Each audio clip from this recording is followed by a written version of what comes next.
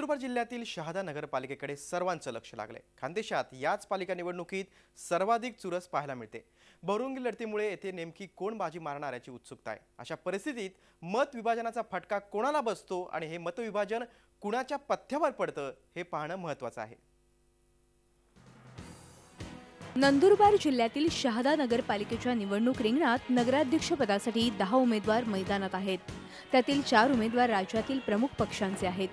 काँग्रेस बंडखोरानं त्यात अजून चुरस निर्माण केली आहे। शहाद्यात 27 जागांसाठी 110 उमेदवार नगरसेवक पदाच्या शर्यतीत उतरले आहेत।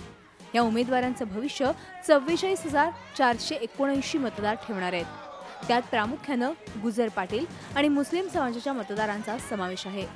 गुजर समाजाचे 2 कसलेले उमेदवार निवडणूक रिंगणात असल्यानं आणि काँग्रेस बंडखोरीमुळे मुस्लिम समाजाची मतं विभागली जाणार असल्यानं राजकीय समीकरण अनिश्चित आहेत। त्यात काँग्रेस भाजपसोबत राष्ट्रवादी काँग्रेस, शिवसेना आणि लोकभारती पक्षानेही आपली सर्व प्रतिष्ठा पणाला लावल्यानं निकाल काय लागतील याबाबत अनिश्चितता आहे। असं असलं तरी काँग्रेस मात्र मतविभाजनाच्या मुद्द्याचा इन्कार करते। इथं समविचारी लोक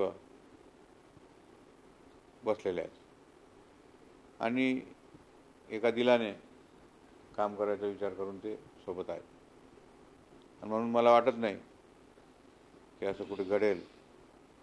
आणि म्हणूनच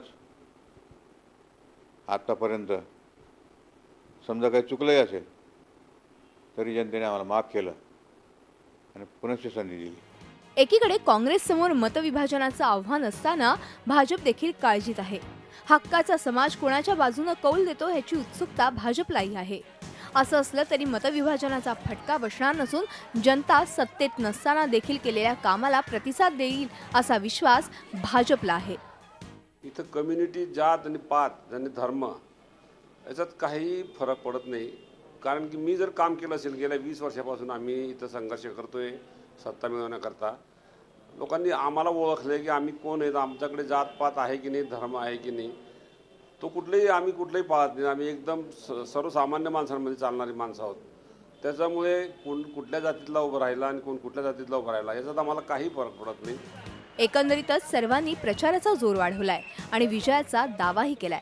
आता हे पाहणं औत्सुक्याचं आहे की मतदार नेमका कुणाच्या बाजूने कौल देतो ते।